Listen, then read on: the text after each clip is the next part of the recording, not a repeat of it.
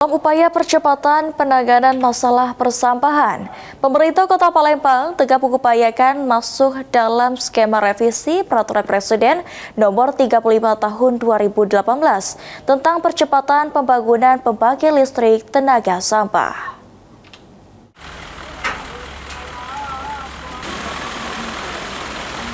Dalam upaya percepatan penanganan masalah persampahan, Kepala Dinas Lingkungan Hidup DLH Kota Palembang Ahmad Mustain menerangkan, jika saat ini pemerintah Kota Palembang tengah berprogres dalam pembangunan pengelolaan sampah menjadi energi listrik PSEL dengan teknologi insenerator yang ditargetkan rampung dan beroperasional pada Oktober 2026 mendatang. Pembangunan PSEL sendiri sejalan dengan revisi Peraturan Presiden Nomor 35 Tahun 2018 tentang percepatan pembangunan pembangkit listrik tenaga sampah.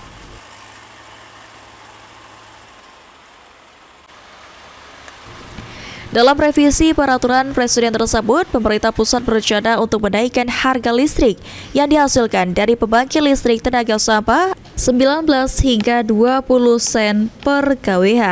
Kenaikan ini bertujuan untuk menutupi biaya pengelolaan sampah secara efektif dan menarik minat investor dengan selisih biaya akan ditutupi melalui subsidi dari pemerintah.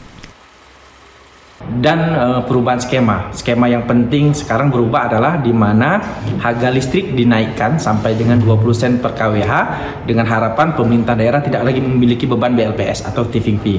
Nah, kita juga berupaya untuk itu untuk bagaimana pemerintah Kota Palembang itu bisa masuk dalam skema itu sehingga beban APBD kita akan berkurang karena proyek ini ditanggung sepenuhnya oleh pemerintah pusat.